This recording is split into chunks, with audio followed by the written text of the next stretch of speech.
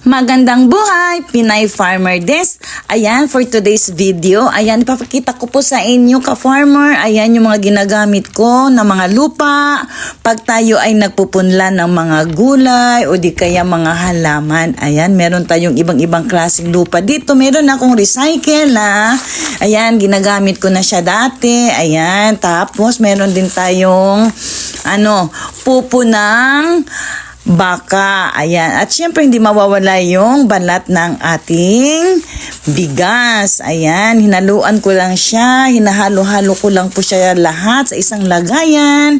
At yan ay paghahalo-haluin natin hanggang maging maganda ang resulta ng ating mga lupa na gagamitin natin sa pagpunla ng ating mga gulay. Ayan, mas maganda kung tayo ay nagpupunla para siguradong malulusog ang ating mga gulay.